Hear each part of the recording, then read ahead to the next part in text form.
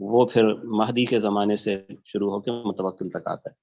تو ابھی انشاءاللہ کوشش کریں گے کہ آج کے درس میں ہم دور عروج کو پورا کر لیں، اور یعنی ہارون کے بعد اس کے بیٹے مامون اور معتصم اور واسق اور متوکل، ان پر ہم بات کر لیں۔ اب دیکھیں ہم کہاں تک کامیاب ہوتے ہیں۔ اکثر یہی ہوتا ہے کہ ہم ذرا پیچھے ہی رہ جاتے ہیں۔ اچھا، تو اب ہم آتے ہیں جی ہارون کے بعد کیا ہوا۔ ہارون رشید نے یہ کیا تھا، آپ کو شاید میں بتانا بھول گیا کہ اس نے اپنی زندگی میں سلطنت کو اپنے 2 بیٹوں میں تقسیم کر دیا تھا، یعنی امین الرشید اور مامون الرشید۔ اور امین کو اس نے خلیفہ مقرر کیا کہ بغداد میں وہ ہوگا، اور مامون کو اس نے صوبیدار بنا دیا خراسان کا۔ ابھی جو نقشہ آپ کے سامنے ہے، اس نقشے میں اگر آپ بغداد کو دیکھیے گا، بغداد جہاں پہ ایک بالکل مرکز میں بغداد نظر آ رہا ہے، خلیج فارس کے اوپر۔ اگر اس کو نقشے میں واضح نہیں کیا، چھوٹے شہری کی طرح کوفہ سے اوپر، ابھی جہاں پہ کرسر آیا ہے، ہاں یہ دھندلا ہے لیکن بہرحال آپ سمجھ جائیں گے، یہ کوفہ اور یہ بغداد، کوفہ سے اوپر جو نا بغداد۔ تو یہاں پر جناب امین صاحب مقرر ہو گئے، اور دوسرا جو تھا خراسان کا علاقہ، جو جسے آپ ایک عسکری مرکز کہہ سکتے ہیں، جہاں طاقت بہت زیادہ تھی، قوت بہت زیادہ تھی، وہ مامون کو دے دیا گیا۔ اچھا، اب مسئلہ یہ ہوا کہ یہ بیچ میں جسے کہتے ہیں نا عورتوں کا امور سلطنت میں دخل دینا، یہ پیچھے جو خواتین کی سیاست ہوتی ہے، یہ بعض اوقات نقصان دے جاتی ہے، بلکہ تاریخ تو یہ بتاتی ہے کہ اکثر اوقات نقصان دیتی ہے۔ اکثر کہہ رہا ہوں، ہمیشہ نہیں، بعض ایسی بھی خواتین ہیں کہ ان کے مشوروں سے سلطنت کو بڑی مدد ملی ہے، اور لیکن نقصان وہیں پر ہوتا ہے جہاں پہ خود غرضی شامل ہو جائے۔ تو خود غرضی تو چاہے وہ کسی خاتون کی طرف سے ہو یا مرد کی طرف سے ہو، وہ تو نقصان ہی دیتی ہے نا۔ تو ہوا یہ تھا کہ جو دونوں بیٹوں میں سے جو امین تھا، یہ زبیدہ خاتون کا بیٹا تھا، اور زبیدہ خاتون وہ ہارون رشید کی بہت یعنی چہیتی ملکہ تھی۔ اچھا، بذات خود زبیدہ خاتون کے بڑے کارنامے ہیں، بہت ہی نیک سیرت اور سخی اور نیک کاموں پہ خرچ کرنے والی خاتون تھی۔ وہ سارے ان کے جو مناقب ہیں اور کارنامے ہیں وہ تاریخ میں موجود ہیں۔ لیکن ایک اولاد کی فطری محبت ہوتی ہے جو ماں کو زیادہ ہی ہوتی ہے، تو اس لیے زبیدہ چاہتی تھی کہ میرا بیٹا امین یہ خلیفہ بنے، جبکہ ہارون رشید دیکھتا تھا کہ مامون زیادہ ہوشیار ہے اور زیادہ قابل ہے، اس لیے ہارون اس کے حق میں تھا۔ لیکن خیر، جو زبیدہ کی جو رائے تھی اس کو اس نے نظر انداز وہ نہیں کر سکتا تھا، چونکہ اس سے بہت زیادہ اس کو محبت تھی۔ تو ہارون نے یوں کر دیا کہ جی مرکز میں امین ہوگا جیسا زبیدہ چاہتی تھی، اور مامون کو ہارون محروم نہیں کرنا چاہتا تھا، اس لیے خراسان اس کو دے دیا۔ ٹھیک ہے جی۔ اب جناب جب امین جب تخت نشین ہوا، تو جیسا وہ مطلب وہ طبیعت کا نیک تھا لیکن معصوم بھی تھا، اور اس کی طبیعت میں ایک جسے لڑکپن کہتے ہیں، وہ تخت نشین ہوتے ہوئے بھی وہ موجود تھا۔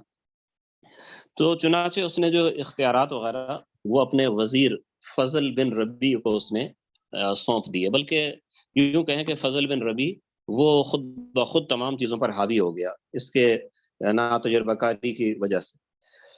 تو اب یہاں سے آپ یوں سمجھیں کہ سازشوں کا دور شروع ہو جاتا ہے۔ فضل بن ربی جو تھا، یہ ذہن میں رکھیے گا، فضل بن ربی جو ہے نا، یہ ربی حاجب کا بیٹا تھا۔ ربی حاجب جو تھا وہ منصور کے دور کا ایک بڑا وہ تھا، سیاست دان تھا۔ حاجب اسے کہتے ہیں کہ جس کی اجازت کے بغیر کوئی خلیفہ سے نہ مل سکے۔ آپ اسے کیا کہ سیکرٹری ایک قسم کا کہہ سکتے ہیں، کہ جو بھی خلیفہ سے ملے گا پہلے حاجب سے رابطہ کرے گا۔ تو ربی حاجب کا وہ واقعہ بڑا مشہور ہے، جو امام ابو حنیفہ رحمۃ اللہ علیہ کے سیرت میں لکھا ہے، کہ وہ بھی بڑا سازشی آدمی تھا اور امام ابو حنیفہ کو قتل کرانا چاہتا تھا۔ تو اب یہ دیکھیں، اب یہ جو واقعہ جو ہے یہ خود بخود ابھی ذہن میں آ گیا، ہمارے سبق سے اس کا اتنا تعلق نہیں ہے، لیکن ان چیزوں کی وجہ سے پھر جو ہمارا ایک ٹائم ہوتا ہے نا کہ اس ٹائم میں ہم اتنا کریں گے، ہم پیچھے رہ جاتے ہیں۔ لیکن وہ چیزیں ایسی مجھے لگتا ہے فائدہ مند ہے آپ کے لیے، میں بتا دیتا ہوں۔ تو وہ ربی حاجب نے ایک دفعہ امام ابو حنیفہ رحمۃ اللہ علیہ کو قتل کرانے کے لیے منصور کے دربار میں سب کے سامنے امام صاحب سے پوچھا کہ آپ یہ بتائیں کہ امیر المومنین جو کہتے ہیں فلاں کو قتل کر دو، فلاں کو قتل کر دو، تو ایسا کرنا ہمارے لیے جائز ہے؟ جائز ہے؟ اس کا خیال تھا کہ امام صاحب کہیں گے ناجائز ہے اور منصور انہیں قتل کرا دے گا یا جیل میں ڈال دے گا، باہر ادنا درجہ یہ ہوگا کہ جو ان کا مرتبہ اور مقام ہے وہ ختم ہو جائے گا۔ تو امام صاحب تو آخر امام صاحب تھے، امام صاحب نے ربی سے ہی سوال کیا، تو آپ یہ بتاؤ کہ امیر المؤمنین جو حکم دیتے ہیں وہ حق ہوتا ہے یا ناحق ہوتا ہے؟ اب ربی حاجب کی اپنی جان پر بن گئی، وہ ناحق کیسے کہہ سکتا تھا؟ اس نے کہا جی حق ہوتا ہے۔ امام صاحب نے کہا حق کی تعمیل میں پھر پریشانی کیسی، اس میں پھر نہ کرنے کا کیا سوال ہے؟ تو ایسے اور بھی واقعات ہیں امام صاحب کے اور ربی حاجب کے۔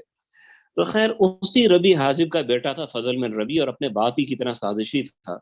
تو اس نے جناب امین کو آمادہ کیا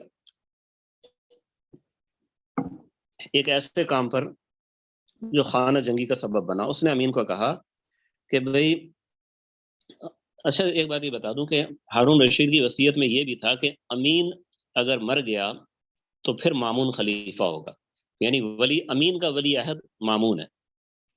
تو فضل بن ربی نے امین سے کہا کہ آپ مامون کو ولی عہدی سے ہٹا دیں اور آپ اپنے بیٹے موسیٰ کو ولی عہد بنا دیں۔ اچھا امین خود نوجوان تھا، اس کے بیٹے موسیٰ کی عمر میں نے کہیں دیکھی نہیں، لیکن میرا خیال ہے 5-6 سال کا بچہ ہی ہوگا۔ تو موسیٰ کو آپ ولی عہد بنا دیں۔ امین نے کہا یہ تو اچھی بات ہے۔ تو اس نے جناب مامون کو لیٹر بھیج دیا، اس کو حکم نامہ بھیج دیا کہ جی آپ ولی عہدی سے فارغ ہیں، اور مزید یہ کہ آپ خراسان کی حکومت سے بھی فارغ ہیں۔ اس لیے خطرہ یہ تھا کہ جب اسے کہا جائے گا ولی عہدی سے فارغ ہو تو خراسان کی فوج لے کے وہ بغاوت کر دے گا، اس لیے دونوں ہی چیزوں سے فارغ کر دو اس کو۔ تو چنانچہ یہ جناب اس کے لیے مطلب یہ انہوں نے خط لکھ دیا، ابھی بھیجا نہیں تھا۔ تو اس سے پہلے ایک صاحب نے مشورہ دیا کہ بھئی اگر آپ ایک دم سے اس کو دونوں چیزوں سے آپ ہٹا دیں گے، ولی عہدی سے بھی ہٹا رہے ہیں، خراسان کی حکومت سے بھی ہٹا رہے ہیں، تو پھر تو وہ لا محالہ ہی بغاوت کرے گا۔ اس لیے اس کی آسان تدبیر یہ ہے کہ پہلے اسے آپ بلائیں، بغداد بلائیں کہ یہاں آ کے ہمارے کاموں میں شریک ہو جائے، پھر یہاں پر اسے کہیں کہ جی آپ ولی عہدی سے بھی فارغ ہیں اور خراسان کی حکومت سے بھی فارغ ہیں، پھر آپ چاہے اسے پکڑ لیں، گرفتار کر لیں، جو مرضی کریں۔ تو اب جناب امین نے یہ خط بھجوا دیا مامون کو کہ آپ یہاں بغداد آ جائیں اور ہمارے کاموں میں مددگار بنیں۔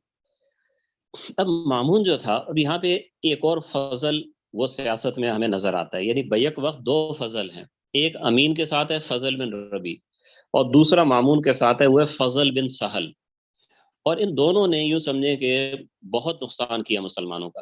یہ دونوں بھائی بذات خود لڑنے والے آپس میں نہیں تھے، دونوں شریف طبیعت کے تھے اور جنگ و جدل سے گریز کرنے والے تھے۔ اگر یہ دونوں یعنی یوں سمجھے کہ یہ سازشی وزراء نہ ہوتے تو کوئی لڑائی نہ ہوتی۔ تو ادھر سے فضل بن ربی نے کہا سازش کی، اور ادھر سے فضل بن سہل جو تھا یہ بھی بڑا ہوشیار تھا، اس نے مامون سے کہا کہ دیکھیں یہ خط جو ہے نا یہ بڑا یوں سمجھے خطرناک ہے، آپ وہاں جائیں گے تو ان کے بس میں ہو جائیں گے، خود بے بس ہو جائیں گے، تو آپ یہیں پہ رہیں۔ تو مامون نے کہا بھئی یہ کیسے ہو سکتا ہے کہ وہ خلیفہ ہے، اس کا حکم آیا ہے، مجھے تو جانا پڑے گا، میرے تو ابھی اختیار میں نہیں ہے۔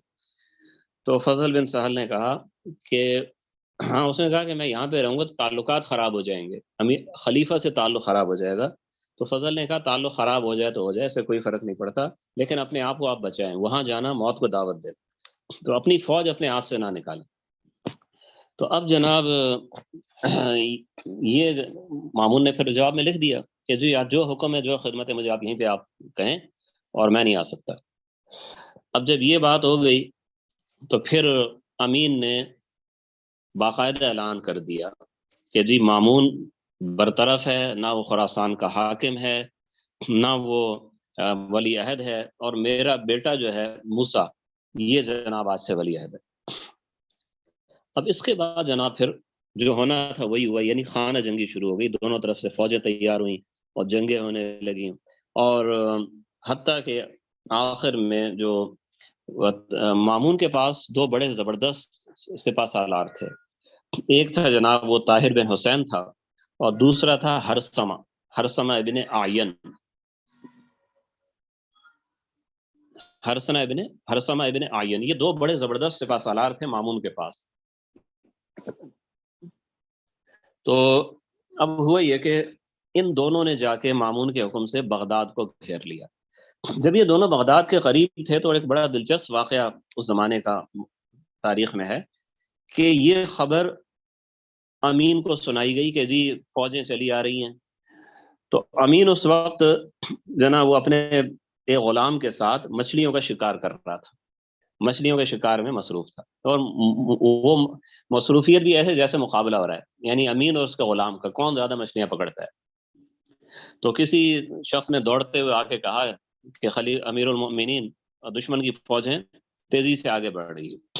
تو امین نے اس کو ڈانٹا خبر والے کو، اور کہا کہ خاموش رہو، تمہیں معلوم نہیں میرا غلام صبح سے 2 مچھلیاں پکڑ چکا ہے اور میں نے ابھی تک ایک بھی نہیں پکڑی، یعنی اس خبر پہ اس نے توجہ ہی نہیں دی۔ تو اندازہ کریں جب حکمران اتنا غافل ہو تو انجام کیا ہوگا۔ تو چنانچہ یہ ہوا کہ آخر بغداد پورا گھیرے میں آ گیا 197 ہجری میں۔ یہ امین کی جو خلافت ہے یہ 193 سے شروع ہوتی ہے، اور 197 میں بغداد کا محاصرہ ہو گیا، اور 198 میں تقریباً وہ 1 سال کے قریب وہ محاصرہ رہا ہے۔ اور امین کی حالت یہ تھی کہ ان حالات میں بھی وہ شعر و شاعری میں اور کھیل کود میں اور مختلف مشاغل کے اندر وہ مگن رہا۔ اور بغداد سے لوگ وہ بغداد چھوڑ کے جانے لگے، جن کو نکلنے کا راستہ ملتا تھا وہ نکل جاتے تھے، اور جنگیں منجنیقوں سے سنگواری ہو رہی تھی، عمارتیں ٹوٹ رہی تھیں، اور بہت سارے نقصانات تھے۔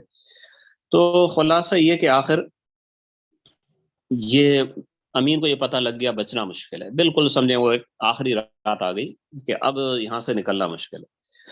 تو امین نے جو یہ 2 سپہ سالار تھے ہرسمہ اور طاہر، یہ بغداد کو 2 طرف سے گھیرے ہوئے تھے۔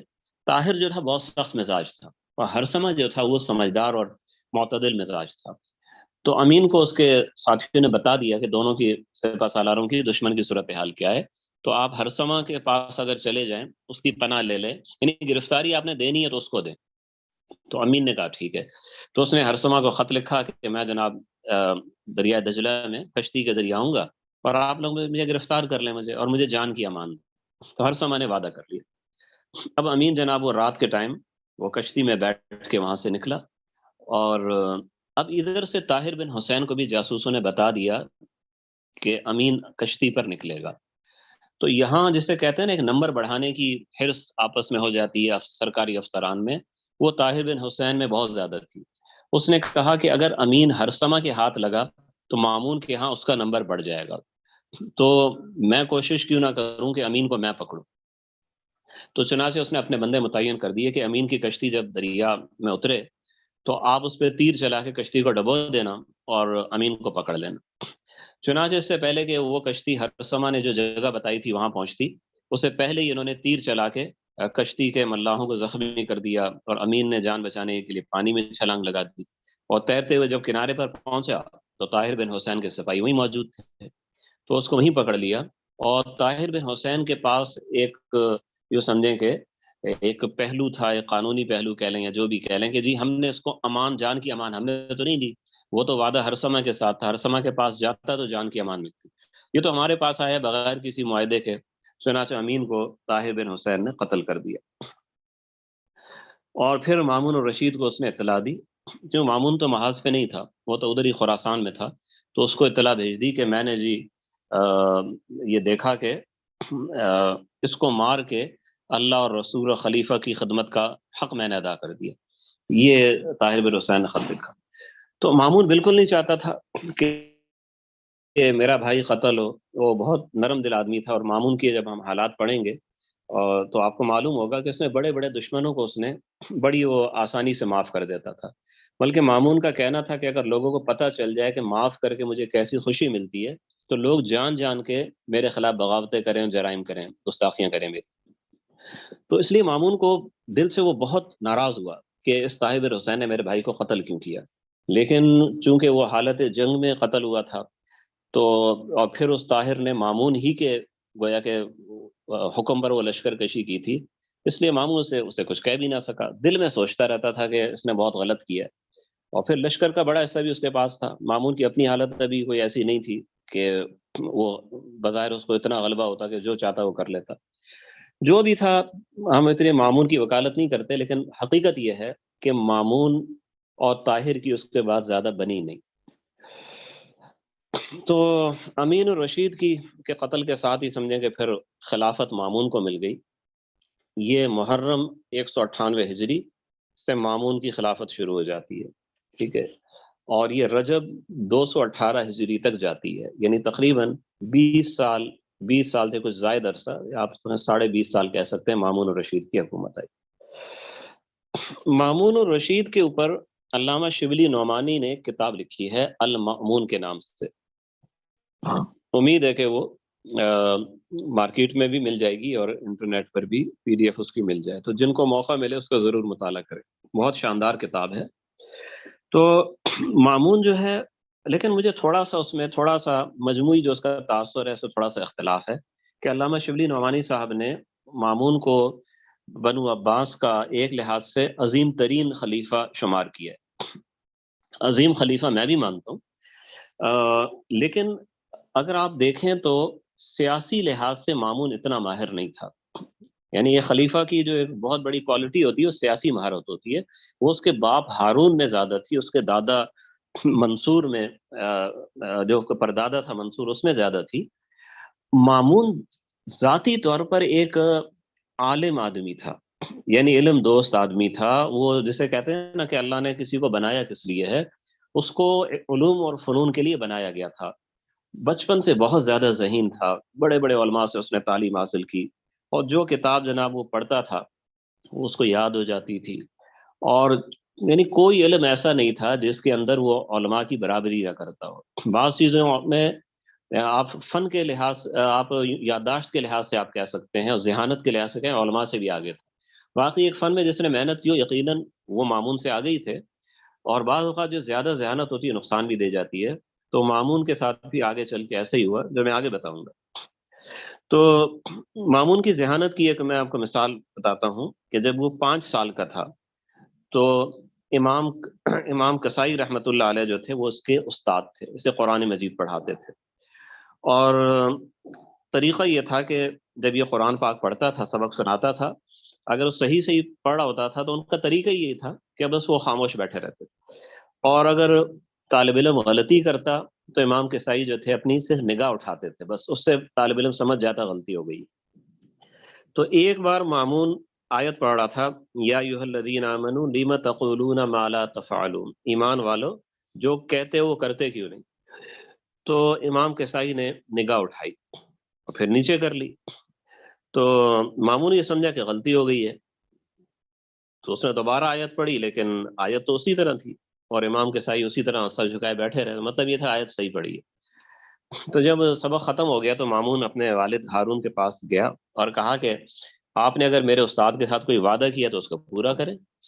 تو ہارون نے کہا کہ کیا انہوں نے تمہیں کہا کہ کوئی وعدہ کیا گیا ان کے ساتھ؟ تو مامون نے کہا نہیں، وعدہ تو انہوں نے تو مجھے کچھ نہیں بتایا۔ خیر ہارون کو یاد آ گیا کہ انہوں نے امام کسائی کے لیے کوئی وظیفہ، کچھ ان کو عطیہ دینے کا کہا تھا، کچھ رقم یا انعام جو بھی آپ کہہ لیں، وہ نہیں دیا، چنانچہ وہ ہدیہ ان کو پہنچا دیا، ٹھیک ہے۔ تو بچے سے جب مامون نے پوچھا کہ ہارون نے پوچھا مامون سے کہ آپ کو جب انہوں نے کہا نہیں تو پتہ کیسے چلا؟ تو مامون نے کہا، یہ پورا واقعہ سنایا کہ ان کی نگاہ جو اٹھی ہے جبکہ میری غلطی بھی نہیں ہے، تو پھر میں نے اس آیت پہ غور کیا، اس آیت کا مطلب کیا ہے؟ تو آیت کے مطلب سے مجھے سمجھ میں آیا کہ کوئی ایسی بات ہوئی ہے کہ کسی نے ان کے ساتھ وعدہ کیا اور اس پہ عمل نہیں کیا، تو وہ آپ ہی ہو سکتے ہیں، اور کون ہو سکتا ہے؟ تو خیر بہت سارے اس کے ذہانت کے واقعات ہیں، اور ایک واقعہ میں نے تاریخ امت مسلمہ میں لکھا ہے، ایک میراث کو حل کرنے کا، وہ آپ پڑھ لیجئے گا اس کو، کہ بڑا عجیب واقعہ ہے۔ تو خیر جب یہ مامون جب خلیفہ بنا ہے تو خلیفہ بننے کے باوجود اسے سیاست سے دلچسپی نہیں تھی، یہ اپنے اسی طرح وہ کتابوں کے مطالعے میں اور ان چیزوں میں لگا رہتا تھا۔ تو حکومت جو تھی وہ اس کے وزیر فضل بن سہل کے پاس ہی تھی، جس طرح وہاں فضل بن ربی چلاتا رہا تھا، یہاں فضل بن سہل چلاتا رہا۔ اچھا، اب یہ فضل بن سہل جو تھا نا، یہ بڑا سازشی آدمی تھا۔ یہ پہلے یہ جناب، یہ اس کا جو باپ تھا سہل، وہ مجوسی تھا، اور یہ آگے سے یہ شیعہ ہو گیا، یعنی اس نے اسلام تو قبول کیا لیکن وہ شیعہ مذہب پر تھا۔ تو اس نے جس طرح مامون الرشید کو اپنے یوں سمجھے کہ قبضے میں لیا ہوا تھا کہ ہر کام مامون نے ایسی پہ چھوڑا ہوا تھا، وہ اتنا زیادہ تسلط تو برامکہ کو بھی حاصل نہیں تھا۔ برامکہ جیسے بھی تھے وہ ہارون رشید کی مٹھی میں تھے، اس کے تحت تھے۔ ہارون نے جب چاہا ان کو ڈھیل دی، جب چاہا ایک ہی رات میں ان کا خاتمہ کر دیا۔ لیکن جناب جو فضل بن سہل تھا، وہ مامون کو بالکل بے خبر رکھ کے، اور وہ مامون بے خبر رہتا بھی تھا اپنے مطالعے اور ان چیزوں کی وجہ سے، وہ جو چاہتا تھا وہ کرتا رہتا تھا۔ تو اس زمانے میں آپ دیکھیں گے جیسے ہی مامون خلیفہ بنا ہے تو جگہ جگہ سادات کی جانب سے بغاوتیں ہوئی ہیں، خروج ہوئے ہیں بہت زیادہ، اور ان کی تفصیل بیان کرنے کی ضرورت نہیں ہے، لیکن وہ اتنے زیادہ خروج ہوئے ہیں کہ ان کی اس سے پہلے کہیں مثال نہیں ملتی۔ اور مزید یہ کہ اس سے پہلے جو خروج ہوئے تھے، وہ خروج کرنے والے جو سادات تھے وہ نیکو صالح لوگ تھے، اچھے لوگ تھے، اور جو خروج کیا انہوں نے، یعنی اس میں کوئی فتنہ فساد نہیں تھا۔ سرکاری فوج سے لڑائی ہوئی تو جیتے تو جیت گئے، ہارے تو ہار گئے۔ یہ جو خروج ہوئے اس کے اندر یعنی ہر قسم کے لوگ شامل تھے، اور وہ نیرا فساد تھا، اور اس میں مسلمانوں کی حرمت اور بعض جگہ حاجیوں کی حرمت اور ایک موقع پر کعبہ کی حرمت کا بھی لحاظ نہیں رہا، یعنی فتنہ فساد اور قتل و غارت، یہ سارے حالات یہ چلتے رہے۔ ان بغاوتوں پر قابو پانے میں سب سے بڑا جو کردار ادا کیا وہ حرثمہ ابن عین نے ادا کیا، اور اس نے جا کے بہت ساری جنگیں لڑ کے ان سب پر قابو پایا اور امن و امان اس نے قائم کر دیا۔ اور اس کے بعد حرثمہ جو بھی سپہ سالار کہیں پہ اس طرح کسی محاذ پہ جاتا تھا، وہ مہم ختم ہونے کے بعد یہ روایت تھی وہ خلیفہ کے پاس آ کے ساری تفصیل بتاتا تھا۔ تو اس روایت کے مطابق حرثمہ بھی وہ روانہ ہوا۔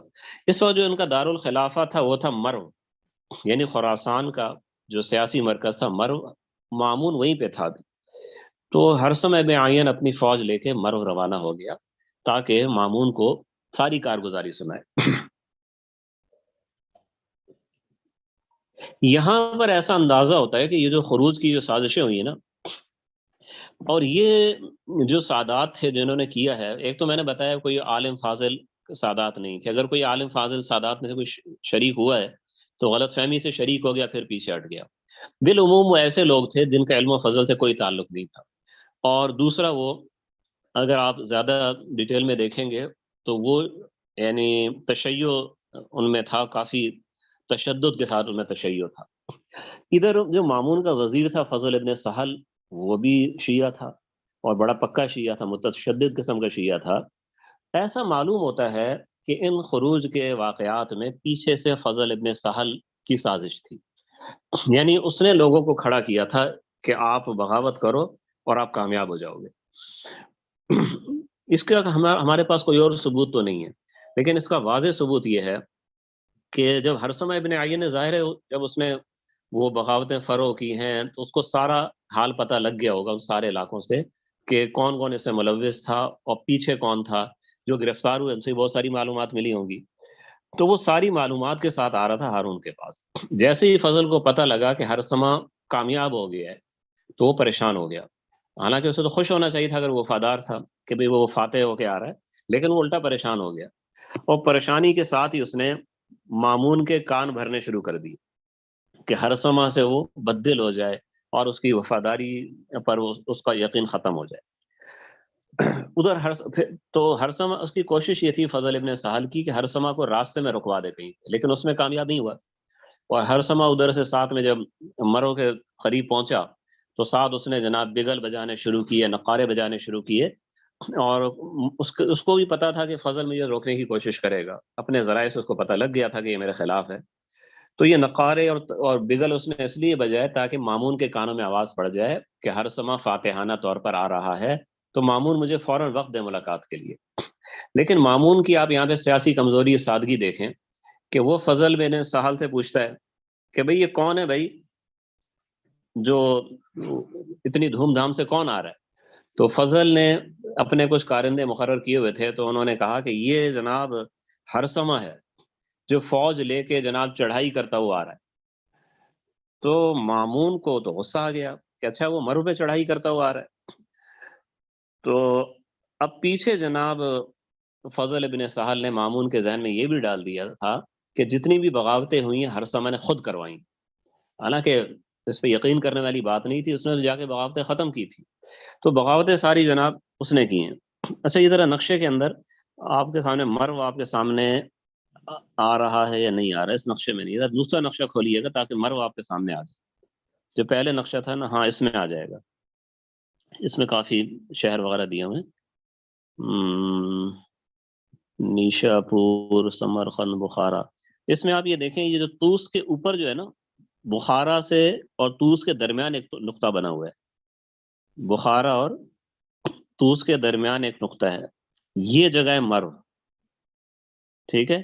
اور اسی کے ساتھ آپ بغداد کو بھی دیکھ لیں، بخارا سے نیچے طوس کے اوپر یہ جہاں کرسر آ رہا ہے یہ مرو ہے، اور بغداد آپ دیکھیں کتنا بیچ میں فاصلہ ہے، یہ ذہن میں رکھیے گا اس جگہ کو۔ تو یہاں جناب جب ہرثمہ پہنچا تو مامون یقین کر چکا تھا یہ باغی ہے، چنانچہ اس کو بات کا موقع بھی نہیں دیا کہ اس کی بات سنتا، اور اس پہ فوراً الزام لگا دیے کہ اچھا تم نے یہ بغاوتیں کرائی ہیں، تم نے ایسا کیا، تم نے ویسا کیا، اس کو اٹھاؤ اور جیل میں لے جاؤ۔ وہ جناب جیل میں چلا گیا، اور اب جیل تو فضل ابن سہل کے اختیار میں تھی، اس نے مامون کو بتائے بغیر اسے چپکے سے جیل میں قتل کرا دیا۔ تو یہ واقعہ جو ہے ایک طرف فضل ابن سہل کی سازشوں کی انتہا کو ظاہر کرتا ہے، دوسری طرف مامون کی سیاسی بصیرت کی کمی کو ظاہر کرتا ہے۔ اچھا اب دیکھیں، ہونا یہ چاہیے تھا کہ جیسے ہی انہوں نے بغداد فتح کیا تھا تو مامون بغداد چلا جاتا، وہاں پہ حکومت اپنی مطلب جو تھی خلافت اس کو مضبوط کرتا، مسند خلافت پہ بیٹھتا۔ یہ بھی فضل ابن سہل کی چال تھی، اس کی سازش تھی کہ اس نے مامون کو بے فکر رکھا، اور اس کو یہی ذہن میں ڈالا کہ مرو آپ کے لیے سب سے اچھا ہے اور خراسان آپ کے لیے سب سے اچھا ہے۔ غالباً اس کی وجہ یہ تھی کہ یہاں پر فضل ابن سہل کے حمایتی اور لوگ زیادہ تھے، اور جبکہ بغداد میں بنو عباس کے شہزادے اور عمرا وغیرہ وہ زیادہ تھے، تو اگر مامون وہاں جاتا تو وہ لوگ مامون کے ارد گرد ہو جاتے۔ تو گویا کہ اس نے مامون کو اپنی ایک قسم کا سمجھے ذاتی دوست یا ذاتی اپنا پراپرٹی کہہ لیں جو بھی، وہ بنا کے رکھا ہوا تھا۔ اور مزید یہ کہ بغداد کی اسے کوئی خبر بھی نہیں پہنچنے دیتا تھا، جبکہ بغداد میں صورتحال یہ تھی کہ وہاں پہ پودھم مچا ہوا تھا، اور کبھی کون وہاں پہ غالب آتا، کبھی کون غالب آتا، یعنی بالکل لاقانونیت کی انتہا تھی، حاکم تھا ہی نہیں کوئی وہاں پہ۔ تو اتنے برے حالات تھے کہ جناب کسی کے قابو میں نہیں تھے، اور مامون کا کچھ پتہ نہیں تھا۔ اچھا اس زمانے میں مامون اسی طرح مطالعے وغیرہ میں مصروف ہے جناب، اور کرتے کرتے فلسفی قسم کا آدمی تھا، سوچتا تھا بڑی دور دور کی باتیں۔ تو اس کو یہ تو اس نے دیکھا تھا کہ پچھلے 3-4 سال میں علویوں نے بغاوتیں کی ہیں، سادات نے، بنو ہاشم نے، اور خاص طور پہ بنو فاطمہ کے لوگوں نے کی ہیں۔ تو یہ اس کے ذہن میں ایک بات آئی، یار بات تو بنو فاطمہ ہی کی درست ہے کہ نفس زکیہ کو ہمارے پردادا نے، منصور نے اور صفا نے کہا تھا آپ خلیفہ ہوں گے، پھر ان کو خلیفہ نہیں بنایا، خود خلیفہ بن گئے۔ تو بھائی ہم ان لوگوں کو کی بغاوتیں بھی اپنی جگہ ٹھیک ہی ہے نا، ہم کیوں نہیں دیتے ان کو خلافت؟ تو مامون نے ایک دم فیصلہ کر لیا، ابھی میں خلافت جو ہے نا بنو فاطمہ کے جو سب سے بڑے بزرگ ہیں اس زمانے میں، اور وہ جناب تھے علی رضا ابن موسیٰ کاظم، وہ جناب ان کو اثنا عشری اپنا امام بھی مانتے ہیں، تو ان کو میں خلافت دے دیتا ہوں۔ اور علی رضا جو تھے وہ مدینہ منورہ کے عالم تھے، وہیں پہ پڑھنے پڑھانے میں مشغول رہتے تھے، ذکر و عبادت میں مشغول رہتے تھے۔ مامون نے انہیں اپنے پاس خراسان بلوا لی۔ جب وہ آ گئے تو مامون نے باقاعدہ ولی عہدی کا اعلان کر دیا کہ میرے بعد جناب یہ میرے ولی عہد ہیں، یہ خلیفہ ہوں گے ہمارے بعد۔ اس بات سے بنو فاطمہ کو، بنو ہاشم کے کی اس شاخ کو تو بہت خوشی ہوئی، لیکن بنو عباس کو بہت زیادہ ناراضگی ہوئی، یار خلافت ہم سے نکل رہی ہے، جبکہ کوئی مسئلہ بھی نہیں تھا، علی رضا نے کوئی مطالبہ بھی نہیں کیا تھا، جو بغاوتیں ہوئی تھی وہ بھی ختم ہو چکی ہیں۔ تو خود یہاں پہ جب بندہ تاریخ پڑھتے ہوئے یہاں پہنچتا ہے تو حیران ہو جاتے ہیں، مامون نے یہ فیصلہ کیسے کیا؟ آپ کو تاریخ میں کوئی ایسی مثال نہیں ملے گی، کیونکہ ہمیشہ جو اقتدار ہوتا ہے حکمران اس کو اپنے ہاتھ میں یا اپنے اولاد میں منتقل کرنا چاہتا ہے. ایک طبیعی چیز ہوتی ہے ان کے اندر نا، حرص کہہ لیں یا محبت کہہ لیں اقتدار کی. تو یہ آپ دیکھیں، یہ ایسا فیصلہ ایک فلسفی کر سکتا تھا، ٹھیک ہے، جو صرف مفکر ہو. اور آپ دیکھتے ہیں نا ہمارے مثال آپ کو دوں گا، جیسے اخباری ہمارے اداری آپ دیکھ لیں، اخبارات میں نا اداری آپ پڑھیں، کتنی اونچی اونچی تدابیر بتائی جاتی ہیں، یہ کر لیں وہ کر لیں. لگتا ہے ساری دنیا کے اختیارات جو نا ان کے پاس بھی ہیں، وہ سارے مسئلے کا حل ہمارے اخبارات کے اداریہ نگاروں کے پاس ہے. لیکن اگر آپ ان کے گھروں کی صورتحال دیکھیں یا چھوٹا سا ادارہ اس اداریہ نگار کے حوالے کر دیں، اس کو چلا، وہ نہیں چلا سکے گا. تو سوچ کی جو پرواز ہے تو بہت دور چلی جاتی ہے نا. تو یہ بھی اس کی سوچ تھی، بہت آگے چلی گئی تھی. عملی طور پہ ایسا ممکن نہیں ہوا، اور اس کا نتیجہ یہ ہوا کہ بغداد کے اندر بنو عباس نے باقاعدہ بغاوت کر مامون کے خلاف، اور سلطنت دوبارہ دو حصوں میں تقسیم ہو گئی. اب جو حالات تھے نا، یہ حالات ابھی بھی فضل ابن سہل مامون کو نہیں بتا رہا تھا، لیکن علی رضا جو تھے وہ بہت زیادہ مخلص، اور مسلمانوں کے اور بنو عباس کے بھی، بالعموم پوری امت کے مخلص تھے وہ. انہوں نے مامون کو یہ سارے حالات علیحدگی میں بتا دی کہ آپ کو کوئی بھی نہیں بتا رہا ہے، حالات یہ ہیں کہ آپ نے جب سے میری ولی عہدی کا فیصلہ کیا ہے، وہاں بغداد الگ ہو گیا ہے، سلطنت آپ کی دو حصوں میں تقسیم ہو گئی ہے، تو آپ ذرا کچھ کریں آپ. تو مامون نے کہا کہ مجھے فضل ابن سہل نے بتایا ہی نہیں. تو واہ بھیا، فضل ابن سہل سے نے تو پوری سلطنت کا بیڑا غرق کیا ہوا ہے. علی رضا نے ساری باتیں بتا دی. اب جناب مامون نے یہ سنتے ہی جناب اس نے پھر فیصلہ کر لیا کہ ہم بغداد جائیں. چنانچہ وہ لشکر لے کے جناب وہ بغداد کی طرف روانہ ہو گیا. اور اسی راستے کے اندر دو عجیب واقعات پیش آئے سفر میں. ایک تو یہ کہ سفر میں جناب جو بن سہل تھا اس پہ قاتلانہ حملہ ہوا اور وہ مارا گیا. اب یہ قاتلانہ حملہ کس نے کیا، وہ تاریخ اس کی وضاحت نہیں کرتی. جنہوں نے حملہ کیا وہ تو خیر پکڑے گئے اور مامون نے انہیں قتل کرا دیا اور اس واقعے پہ اظہار افسوس کیا. لیکن کوئی یہ بات یعنی ایک تھوڑا سا عقل رکھنے والا بندہ بھی سمجھ سکتا ہے کہ یہ کام مامون کا اپنا کام اسی نے کرایا تھا. ٹھیک ہے، اس کو پتہ لگ گیا تھا فضل بن سہل میرے لیے بہت ہی خطرناک ہے. دوسرا یہ کہ پھر اسی سفر کے اندر آگے چل کے علی رضا کی بھی وفات ہو گئی. راستے میں انہوں نے انگور کھائے اور وہ ان کے لیے بدہضمی کا سبب بن گئے، بیماری کا سبب بن گئے، اور ان کی وفات ہو گئی. یہاں جو شیعہ مورخین ہیں علی رضا کی موت کا الزام بھی مامون پہ لگاتے ہیں کہ مامون نے انہیں قتل کرایا. بہرحال اب اس کے بعد آخر مامون جناب بغداد پہنچ گیا، اور پھر بغداد پہ اس نے جناب حکومت اس نے اپنی مضبوط قائم کر لی. بنو عباس کے لوگ ارد گرد جمع ہو گئے، بغاوت فوراً ختم ہو گئی. ٹھیک ہے جی. اور جناب یہاں پہ پھر مامون اور طاہر بن حسین جو تھا، ان کا آپس کا اختلاف شروع ہوا. اور اختلاف اس طرح کہ اس نے شدت اختیار نہیں کی بلکہ وہ طریقے کے ساتھ سلجھ گیا. وہ یہ کہ طاہر بن حسین کو تو مامون سے خطرہ تھا، اور جب بھی مامون اس کو دیکھتا تھا مامون کے چہرے کا رنگ تبدیل ہو جاتا تھا غصے کی وجہ سے کہ اس نے میرے بھائی کو قتل کیا میری اجازت کے بغیر. اور طاہر بن حسین بھی سمجھتا تھا، مگر طاہر بن حسین کی طاقت اتنی تھی، فوج اتنی تھی کہ مامون اس کو ایک دم سے برطرف یا قتل کرانا یہ بھی مناسب نہیں سمجھتا تھا. تو طاہر بن حسین نے ایسے طاہر بن حسین کو اب خراسان کا گورنر بنا دیا گیا تھا. اس نے خود اجازت لی کہ مجھے جی آپ وہاں جانے دیں، مجھے گورنر بنا دیا، میں وہیں جا کے انتظام کروں گا. تو مامون نے بھی اجازت دے دی، اور پھر طاہر بن حسین نے وہاں پہ نیم خود مختاری اختیار کر لی، یعنی ایسی گورنری جس میں آگے نسل در نسل حکومت آگے چلے گی.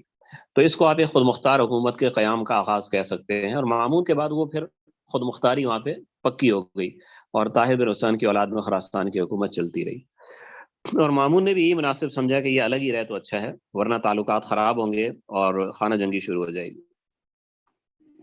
طاہر بن حسین ویسے بہت بڑا یعنی ایک سیاست دان تھا اور بڑا تجربہ کار آدمی تھا. تو اس نے اپنے بیٹے کو ایک نصیحت نامہ لکھا تھا جسے آپ سیاست کے اصول کہہ سکتے ہیں. وہ بڑی زبردست نصیحتیں اس میں، اور وہ تاریخ امت مسلمہ میں موجود ہے، اس کو آپ دیکھ لیجئے گا. اچھا جی، اب ہم آتے مامون کے دور کے اس آخری واقعے پر کہ جس نے عالم اسلام میں ایک فکری انحطاط پیدا کیا، ایک فکری آپ یوں سمجھیں کہ جنگ اس نے پیدا کر دی، فتنے کا آغاز ہو گیا. وہ یہ کہ مامون کو جیسے میں نے بتایا مطالعے کا بہت شوق تھا، تو وہ ہر قسم کی کتابیں منگا کر پڑھتا تھا، جو اپنی زبان میں نہیں ہوتی ان کا ترجمہ کراتا تھا۔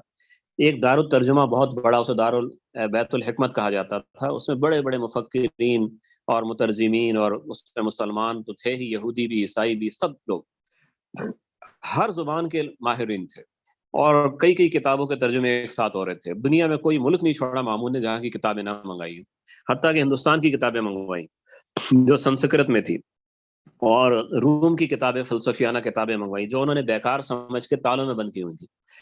تو اسی میں جناب یہ ارسطو اور افلاطون اور یہ سقراط وغیرہ کی کتابیں بھی ان میں آ گئی، اور مامون نے ترجمہ کرا۔ یہ منطق فلسفہ جو بھی ہے، جو کتابیں کوئی درس نظامی میں بھی ہمارے، وہ اصل سلسلہ وہی ہے ان کا۔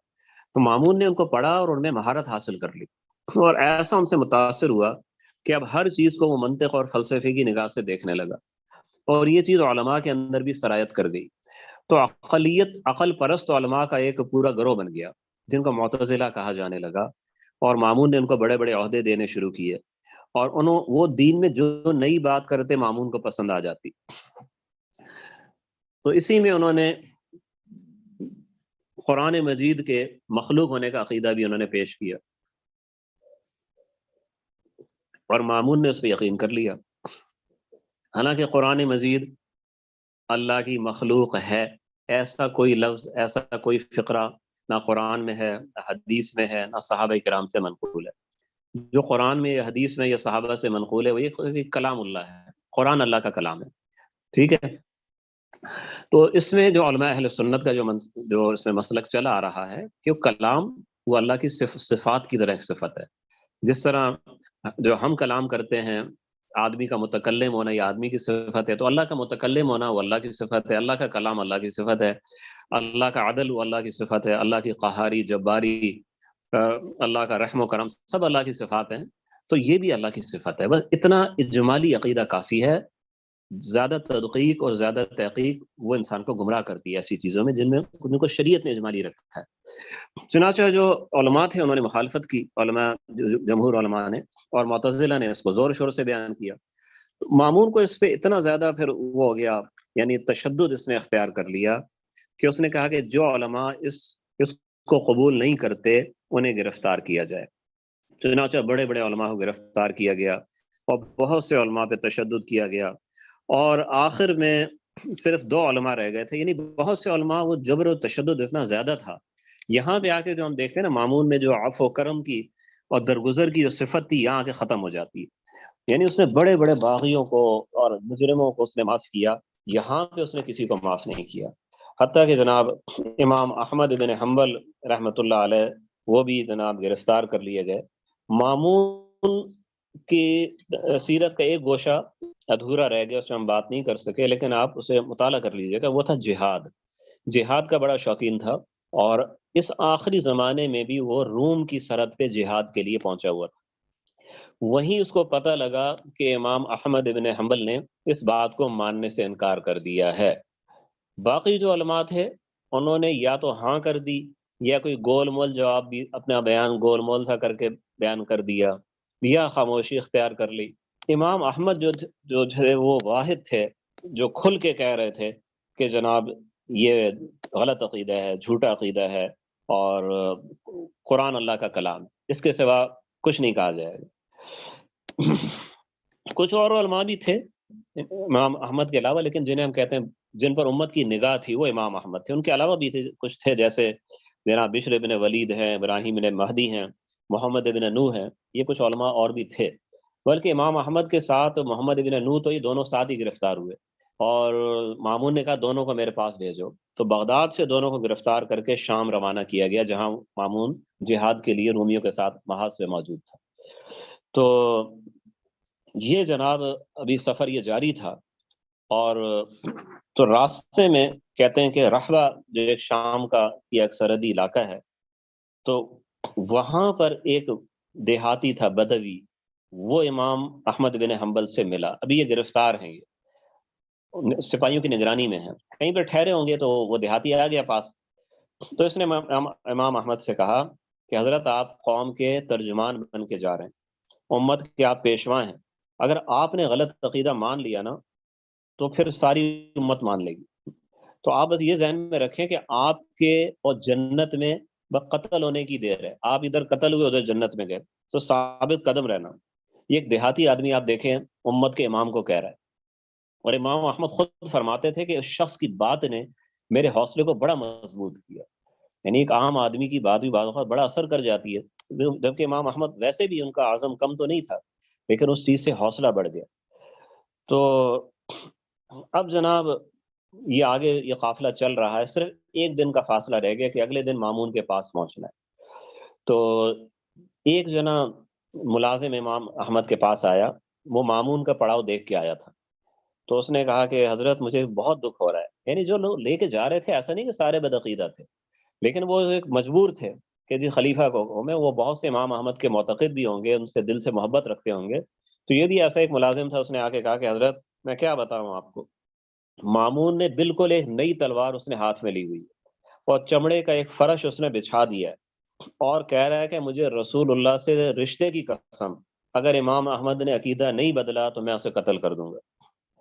اچھا، اب یہاں پہ امام احمد پہ پتہ نہیں کیا کیفیت طاری ہوئی کہ وہیں گھٹنوں کے بل گر گئے، اور اللہ کی طرف یعنی اللہ کی طرف، اللہ سے مخاطب، آسمان کی طرف منہ کیا اور مخاطب ہو کہا کہ یا اللہ، تیرے حلم سے، تیرے تحمل سے اس فاسق کو اتنا غرور ہو رہا ہے کہ وہ تیرے اولیاء کو کوڑوں کی دھمکی دے رہا ہے، قتل کی دھمکی دے رہا ہے۔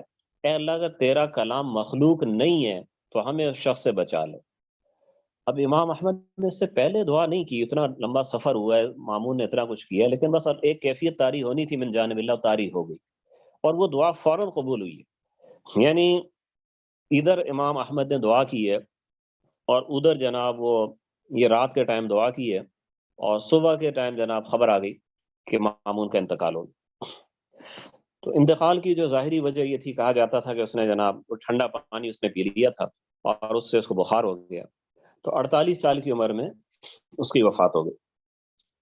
لیکن وفات سے پہلے آپ دیکھیں، اس نے اپنے بھائی معتصم باللہ کو اس نے بلایا، اور اس سے بہت ساری وصیتیں کی، اور ساتھ میں یہ کہا کہ قرآن کے بارے میں وہی عقیدہ رکھنا جو میرا عقیدہ ہے، اور لوگوں کو آپ نے اسی کی دعوت دینی، اور ساتھ میں یہ بھی نام لے لے کے بتایا فلاں فلاں معتزلی علماء، ان کو آپ نے سب سے اوپر رکھنا ہے، اور یہ اہل سنت علماء کو آپ نے بالکل، آپ نے ان سے تعلق نہیں رکھنا۔ یہ وصیتیں کر کے پھر جناب اس کی وفات ہوئی ہے۔ تو یہ جناب مامون الرشید کا دور یہاں پہ ختم ہوا 18 رجب سن 218 ہجری کو۔ تو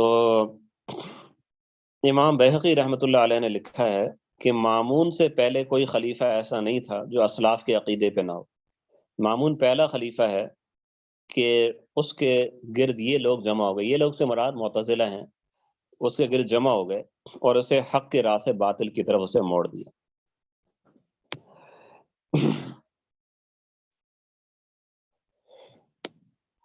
اب اس کے بعد جناب زمانہ شروع ہو جاتا ہے معتصم باللہ۔ معتصم باللہ یہ بھی ہارون رشید کا بیٹا تھا، اور پڑھنے لکھنے کے لحاظ سے بالکل الٹ تھا، مامون کا بالکل برعکس تھا۔ یہ مامون جتنا زیادہ صاحب مطالعہ اور عالم فاضل آدمی تھا، یہ اتنا ہی جاہل، اور ہارون نے بڑی کوشش کی یہ بھی کچھ پڑھ لکھ جائے، لیکن نہیں پڑھ سکا۔ میں مدرسے میں ٹکتا ہی نہیں تھا، یہ کسی استاد کے سامنے ٹکتا نہیں تھا۔ مامون نے دیکھا کہ یہ ممکن نہیں ہے اس کو مدرسے میں پڑھانا، تو ایک غلام جو تھا بڑا یعنی ذہین اور پڑھا لکھا غلام تھا، اس کو اس کا دوست بنا دیا، کیا دوستی دوستی میں سے کوئی پڑھاتا رہا کر۔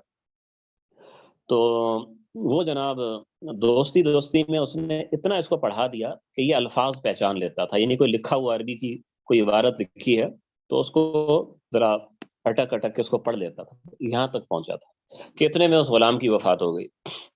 تو مامون نے جناب ہارون نے تعزیت کی معتصم سے کہ بیٹا افسوس تمہارا وہ غلام مر گیا۔ تو معتصم نے آگے سے کہا کہ ہاں جی، وہ غلام مر گیا اور اس بندے کو پڑھائی سے نجات مل گئی۔ تو ہارون بڑا حیران، یہ پڑھائی سے اتنا تنگ ہے کہ کھیل کھیل میں جو تھوڑا وہ 2-4 لفظ پڑھاتا تھا اس سے وہ بھی برداشت نہیں تھے۔ تو کہا کہ بھئی اس کو اب کوئی نہیں پڑھا سکتا، اسے فوجی درسگاہ میں داخل کرا دو، وہیں جناب وہ ورزشیں کرے اور گھوڑا دوڑانا سیکھے، تلوار سیکھے، بچپن سے اسی کام میں لگ گیا پھر وہ، اور اتنا بڑا پہلوان بن گیا تھا یہ کہ اس کے زمانے میں سے ایسا پہلوان کوئی نہیں تھا۔ تو کہتے ہیں کہ اس کی کھال اتنی مضبوط تھی کہ اگر کوئی دانتوں سے اس کو کاٹتا تو اس کے دانت جو ہے نا اس کی کھال میں گڑتے نہیں تھے، اور اپنی 2 انگلیوں میں کسی آدمی کا بازو دباتا تھا تو اس کا بازو کی ہڈی ٹوٹ جاتی تھی، دو انگلیوں میں اتنی طاقت تھی اس کی۔ تو خیر جب یہ، اور اسی لحاظ سے سپاہیانہ مزاج تھا، تو اس کے دور کے 3 واقعات ہیں، میں بس وہی بیان کروں گا جو بڑے واقعات ہیں۔ ایک واقعہ تو یہ ہے کہ اس نے ترک افسران کو اس نے بھرتی کیا بہت زیادہ، یعنی ترک غلام خریدتا تھا جو ترکستان میں ہوتے تھے، اور یہ زیادہ تر ترکستان میں اس وقت اسلام اتنا نہیں پھیلا تھا، مسلم غیر مسلم دونوں قسم کے لوگ تھے، تو جو میدان جنگ میں جو گرفتار ہوتے تھے وہ ظاہر غیر مسلم ہی ہوتے تھے، تو ان لڑکوں کو یہ غلام بنا، جو غلام تو بن جاتے تھے وہ خود بخود جہاد میں، انہیں یہ اپنی ایک درسگاہ اس نے بنائی، فوجی درسگاہ، وہاں ترک لڑکوں کو تربیت دی جاتی تھی۔ ترک لڑکے یعنی طبی طور پہ یہ لوگ بہادر ہوتے ہیں، اور گھڑ سواری میں تو دنیا میں ان کا ثانی کوئی نہیں ہے۔ جب تربیت مل جاتی تو پھر ان سے مضبوط کوئی سپاہی ہوتا نہیں تھا، تو ترکوں کی پوری فوج اس کچھ ہی عرصے میں وہ بن گئی۔ یعنی اگر آپ اندازہ کریں، اگر 12 14 15 سال کے لڑکے آتے ہیں تو 3 4 سال کی تربیت میں وہ بہترین سپاہی بن جاتے۔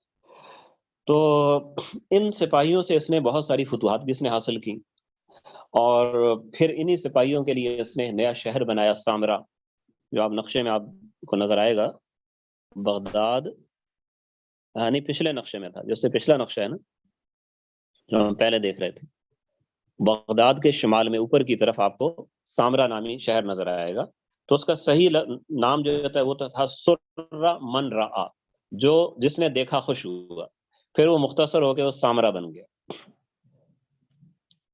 آواز آ رہی ہے جی میری؟ میں نے جی کہا آپ اس کے کو ذرا پاس پچھلے نقشے کو کھولیں تو آپ کو سامرا آپ کو نظر آ جائے گا، بغداد اور موصل کے درمیان ہے۔ تو بہت خوبصورت شہر وہاں پہ تعمیر کیا، اور پھر اس کو دارالخلافہ بنا دیا، کیونکہ ترک سپاہیوں کی کثرت سے بغداد کے لوگ پریشان ہو گئے تھے، یہ ایک کے لحاظ سے بدتمیز بھی تھے، اکھڑ بھی تھے، تو بجائے اس کے کہ وہ شہر کے اندر گھوڑے آرام سے چلائیں دیکھ بھال کے، وہ اتنی تیزی سے گھوڑے دوڑاتے تھے کہ لوگوں کو چوٹیں لگ جاتی تھیں، کبھی ایسے واقعات بھی لوگ گھوڑے کے نیچے کچلے گئے۔ تو یہ سامرا نامی شہر اس نے تعمیر کیا، بغداد سے 125 کلومیٹر یہ شمال میں یہ شہر ہے۔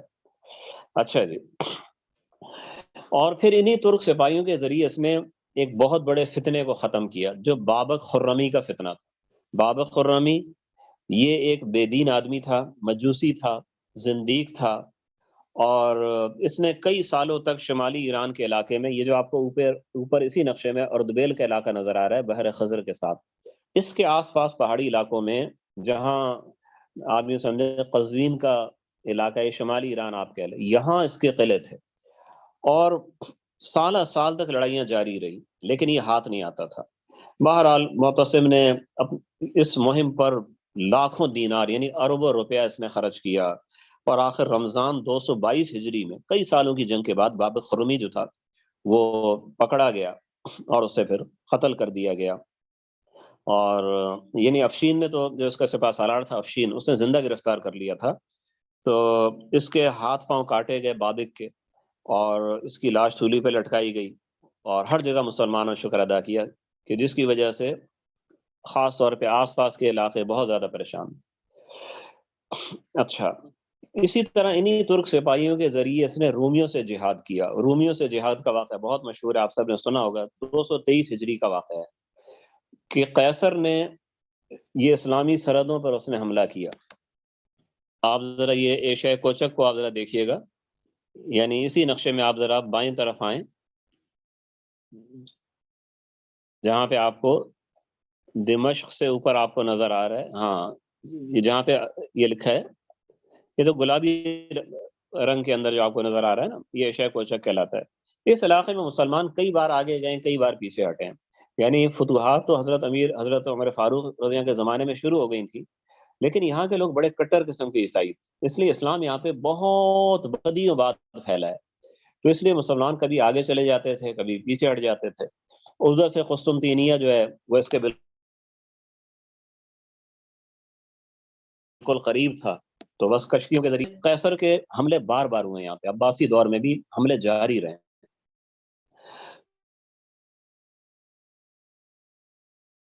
تو قیصر کا حملہ جو تھا اس نے کئی اور ہزاروں مسلمانوں کو یہاں پہ اس نے قتل کیا، عورتوں کو بھی قتل کیا، بہت مظالم ڈھائے۔ تو ایک ہاشمی عورت جو گرفتار ہوئی تو اس نے ایک آواز لگائی، واہ معتصماہ واہ معتصماہ۔ تو یہ ایک شخص نے وہ پکار سنی جو قید سے بچ گیا تھا، بھاگ نکلنے میں کامیاب ہو گیا تھا، آواز سن لی تھی اس عورت کی، تو وہ سیدھا وہ یہاں پہنچا، سامرا پہنچا اور معتصم کو یہ واقعہ سنایا۔ تو جیسے ہی اس نے اس عورت کی آواز سنائی کہ وہ خاتون کہہ رہی تھی واہ معتصمہ، تو معتصم چھلانگ مار کے تخت سے نیچے آیا، لبیک لبیک کہتے ہوئے سیدھا چھاونی کی طرف چلا گیا اور کہا کہ فوراً تیار ہو جاؤ، جنگ کی تیاری کرو۔ تو چنانچہ اس نے اتنا زیادہ اس کو جوش تھا یہاں جہاد کا کہ جتنی اس کی اپنی جائیداد تھی وہ بھی اس نے تقسیم کر دی، ایک تہائی اولاد کے نام کر دی، ایک تہائی جناب اس نے غلاموں کو اور نوکروں کو ان کو دے دی، ایک تہائی جناب اللہ کی راہ میں صدقہ کر دیا، یعنی خالی ہاتھ ہو گیا بالکل، اور جناب نکل گیا میدان جہاد میں۔ اور قیصر کا ادھر سے خط بھی آ گیا معتصم کو کہ ہم نے تمہاری سرحدوں پہ یہ وہ کیا، اب دیکھنا تمہارے ساتھ کیا کرتے ہیں۔ تو معتصم نے جواب میں لکھوایا کہ اس کا جواب تو خود دیکھ لے گا، اپنی آنکھوں سے دیکھ لے گا۔ اور جناب پھر یہ لشکر روانہ ہوا، بہت زبردست وہاں جہاد ہوا ایشیا کوچک میں، اور عموریہ ان کا بہت بڑا مرکز تھا، قسطنطینیہ کے بعد دوسرا بڑا مرکز تھا۔ قسطنطینیہ یورپ میں تھا اور یہ اس طرف تھا۔ عموریہ کو بھی اس نے فتح کیا۔ اس کا جو دروازہ تھا عموریہ کے قلعے کا، بہت بڑا دروازہ تھا، کسی کے کھلنے سے نہیں کھلتا تھا، وہ شہر بھی فتح ہو گیا، وہ دروازہ وہاں سے اکھاڑ کے یہ اپنے یہاں پہ لے آیا، اپنے دارالخلافہ میں لے آیا۔ تو یہ 323 کے اندر یہ فتوحات ہوئی ہیں، اور عموریہ کو پھر اس نے بالکل مسمار کر دیا، اینٹ سے اینٹ بجا دی کہ دوبارہ یہ اس شہر کو آباد نہ کر سکے۔ تو ہاں، یہ جو عموریہ جو فاٹک تھا نا، اس کو بغداد بھیج دیا گیا تھا، بغداد میں اس کو لگایا گیا۔ اور حافظ ابن کثیر جو 8ویں صدی ہجری کے مورخ ہیں، وہ کہتے ہیں کہ وہ دروازہ اب بھی بغداد کی دیوار میں لگا ہوا ہے۔ اچھا جی، یہ تو جناب صورتحال ہوئی، اور اگلی بات جو تھی وہ تھی مسئلہ خلق قرآن، امام احمد بن حنبل والا واقعہ جو مشہور ہے، کیونکہ مامون جب وفات پا گیا تھا تو جو سپاہی لے کے آ رہے تھے امام احمد کو، وہ امام احمد کو واپس لے گئے، کیونکہ اب خلیفہ ہی کوئی نہیں ہے اس وقت میں، تو اور معتصم ابھی خلیفہ بنا نہیں تھا، وہ سپاہی امام احمد کو واپس لے گئے اور وہاں قید کر دیا۔ تب سے لے کے معتصم کے دور تک یہ قید رہے وہاں، اور آخر معتصم نے 221 ہجری میں، یعنی تقریباً قید کو 4 سال ہو چکے تھے یا 4 سال ہونے والے تھے، ان کو امام احمد کو بلایا اور بلا کے جناب ان سے سوال جواب کیا، اور مسئلہ خلق قرآن پہ بحث ہوئی، اور امام احمد نے ہر چیز کا جواب دیا، اور امام احمد ان دلائل کے جواب دے کے پھر کہتے تھے مجھے آپ قرآن و حدیث میں کہیں سے دکھا دیں، کوئی ایسا فقرہ، کوئی جملہ، کوئی نص آپ دکھائیں کہ قرآن مخلوق ہے۔ اس پہ وہ لوگ لاجواب ہو جاتے۔ تو خیر آخر میں جب سب لاجواب ہو گئے، اور یہ 3 دن مناظرہ ہوا، اور ہر بار پھر معتصم کہتا ہے ان کو لے جاؤ۔ معتصم خود ان کو مارنا نہیں چاہتا، یہ سزا نہیں دینا چاہتا تھا۔ تیسرے دن جب بلایا گیا تو جو یہ معتزلی علماء تھے معتصم کو خوب بھڑکا چکے تھے۔ اس دن بھی جناب بحث چلتی رہی ہے، اور معتصم کہتا تھا جی آپ میری بات مان لیں، اس مذہب کو مان لیں تو آپ کو میں اپنا خاص درباری بنا لوں گا۔ امام احمد کہتے تھے آپ قرآن و حدیث سے مجھے کوئی نص دکھا دیں، میں مان لوں گا۔ بس وہی بات چلتی رہی۔ تو آخر پھر جو معتزلی علماء تھے انہوں نے بھڑکایا اور کہا کہ اس کا خون حلال ہے جی، اس کو آپ جو نا ماریے، اس کو سزا دیں، یہ گمراہ ہے اور بے ہدایت ہے۔ آخر معتصم نے پھر کہا کوڑے مارو، تو ان کو 2 ستونوں کے درمیان ایک کرسی کے اوپر کھڑا کیا گیا، جسے ٹکٹی کی کہتے ہیں، تو اس پہ جناب پھر اس کے بعد کوڑے مارے گئے، اور بہت زیادہ جب وہ کوڑے مارتا تو معتصم کہتا اور زور سے مار۔ تو بعض علماء نے لکھا ہے کہ وہ اتنا بھاری کوڑا تھا کہ اگر کسی ہاتھی کو پڑتا تو ہاتھی چیخ مار کے بھاگ جاتا۔ تو امام احمد کو وہ کوڑے لگتے رہتا کہ امام صاحب بے ہوش ہو گئے اسی دوران، اور پیچھے سے کھال ادڑ گئی تھی، گوشت سارا ادڑ گیا تھا۔ تو معتصم نے پھر شاہی طبیب کے پاس بھیج دیا، یعنی ان کو کہا کہ ان کو لے جاؤ، یعنی معتصم خود اس کو دلی طور پہ وہ نہیں چاہتا تھا کہ ان کو ایسی سزا ملے، لیکن غصے میں بہرحال وہی پاگل ہو گیا تھا کچھ دیر کے لیے۔ تو پھر اس نے پیچھے طبیب کو بھیجا، طبیب نے جناب آ کے آپریشن کیا، جگہ جگہ سے وہ گوشت مردہ ہو چکا تھا، اس گوشت سے کینسر پھیل جاتا پورے جسم میں، اس گوشت کو جناب جسم سے جناب کاٹا گیا۔ کہا جاتا ہے کہ یہ واقعہ 25 رمضان 221 ہجری کا ہے۔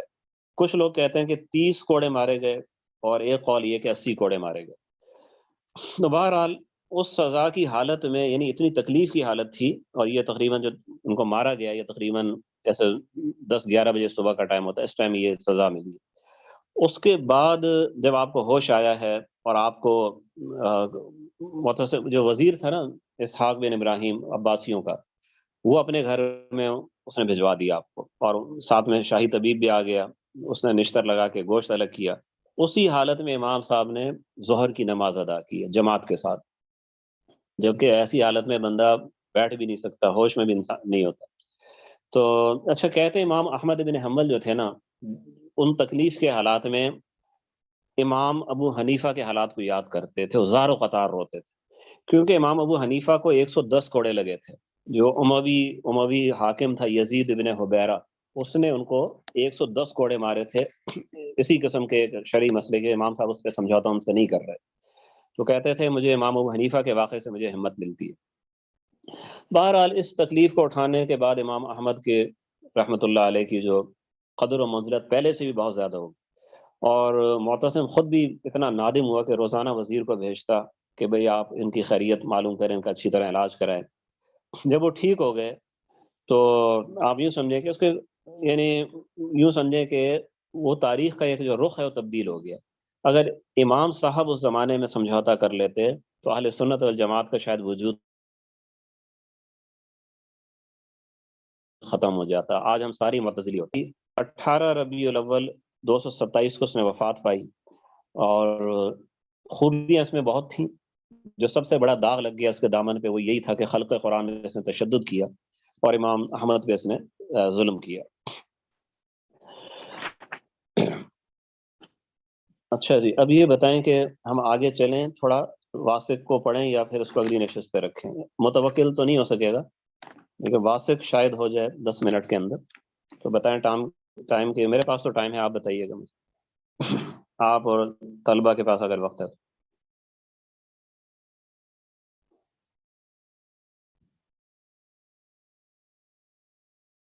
طلبہ طالبات جو بھی ہیں۔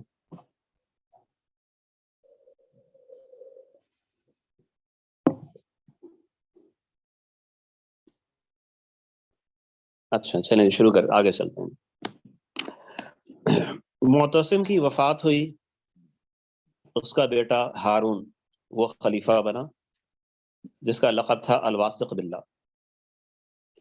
اس کا زمانہ امن و امان سے گزرا، یعنی بیرونی خطرات اس کے زمانے میں کوئی نہیں تھے۔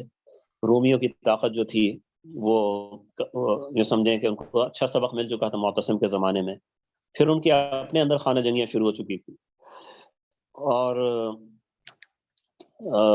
کوئی ایسی تحریک اندر سے خروج وغیرہ کے واقعات بھی نہیں تھے، امن و امان کا زمانہ۔ البتہ اس نے خلق قرآن کے مسئلے میں اس نے جناب تشدد اس نے بھی کیا، یہ بھی بڑا کٹر معتزلی تھا۔ معتصم نے آخری زمانے میں نرمی کر دی، یعنی جب وہ شرمندہ ہوا تھا نا اس امام صاحب پہ ظلم پر، تو اس نے پھر امام صاحب کو اجازت دے دی تھی کہ آپ پڑھا سکتے ہیں اسباب، جو بھی آپ کا علمی سلسلہ چلا سکتے ہیں۔ تو امام صاحب کی مجلس حدیث بھی چلتی رہی، اور ان کے جو افتاء کا کام ہے وہ بھی چلتا رہا، مگر واسق نے آ کے پھر جناب سختیاں شروع کر دی۔ تو امام احمد بن حنبل کو وہی کہا کہ بغداد سے آپ نکل جائیں، اور خطرہ تھا کہ تو امام احمد بن حنبل کو وہی کہا کہ بغداد سے آپ نکل جائیں، اور خطرہ تھا کہ زیادہ تشدد بھی کر سکتا ہے وہ۔ تو امام صاحب جناب پھر روپوش ہو گئے۔ تو واسق کی پوری دور حکومت میں، یعنی 227 سے 232 5 سال اس کی حکومت رہی ہے، اس میں امام صاحب روپوش رہے۔ اور بھی علماء جو تھے ان کے اوپر سختیاں ہوئی ہیں، اور اس میں ایک واقعہ ہے احمد ابن نصر رحمۃ اللہ علیہ کا۔ یہ بھی ایک بہت بڑے بزرگ تھے، اور جناب خلافت راشدہ کے نظام کو زندہ کرنے کا جذبہ رکھتے تھے، امر بالمعروف نہی عن المنکر پہ میں بڑے مشہور تھے یہ۔ تو اوپر سے یعنی عالم فاضل خاندان کے آدمی تھے۔ تو انہوں نے جناب یہ جب دیکھا کہ امام احمد بن حنبل کا تو کا طریقہ یہ تھا کہ وہ حق بات کو بیان کرتے تھے، لیکن وہ خروج وغیرہ کے حق میں نہیں تھے، جیسا ائمہ 4 کا مسلک ہے ہمارا. لیکن احمد ابن نصر یہ خود مجتہد تھے اور یہ کہتے تھے ایسے فاسق اور ظالم کے خلاف خروج وہ واجب ہے. چنانچہ انہوں نے پوری تیاری کر لی، اور اس تیاری میں جناب انہوں نے کیا کیا کہ جیسے مسجدوں میں اعلان کرتے ہیں اور اس طریقے سے لوگوں کو جمع کرنا شروع کیا. تو مخلص تو بہت زیادہ تھے، لیکن بات یہ ہے کہ جو خروج کرنے والا ہے نا، اگر اس میں سیاسی سمجھ، دو چیزیں، سیاسی سمجھ بوجھ اور عسکری مہارت. اس دور میں تو عسکری مہارت بھی ضروری تھی. تو آج کل تو ہر فن کے الگ الگ لوگ مل جاتے ہیں، قابل لوگ مل جاتے ہیں، پھر بھی آپ دیکھیں اکثر خروج کامیاب نہیں ہوتے. لیکن اس زمانے کے لحاظ سے تو جس میں یہ دونوں چیزوں میں ایک چیز کم ہو نا، وہ خروج ناکام ہوتے ہیں. پھر ساتھ میں عوام کی حمایت بھی ضروری ہوتی ہے. پھر اندر جو حکومت کے عمرائے ہیں ان میں سے بھی ایک معتد بھی تعداد کا ملنا وہ بھی ضروری ہوتا ہے. بہت ساری چیزیں ہوتی ہیں جس سے خروج کامیاب ہوتا ہے، ورنہ نہیں. تو انہوں نے بہرحال اچھی امید پر انہوں نے لوگوں کو جمع کیا، انہوں نے ترغیب دی، اور پھر یہ جناب انہوں نے 1 شعبان 231 ہجری کو انہوں نے ہزاروں لوگوں سے خفیہ بیعت لی. ان کی تحریک جب شروع ہوئی تو 2 بندے اس تحریک میں ساتھ ساتھ ہو گئے. ایک کا نام تھا جی ابو طالب، ایک کا نام تھا طالب، ایک کا نام تھا ابو ہارون. یہ 2 بندے جو بغداد کے شہری تھے، کھاتے پیتے خوشحال گھرانوں سے تھے، یہ دونوں ساتھ شامل ہو گئے اور جناب ساتھ میں تحریک کی مالی امداد بھی کرنے لگے.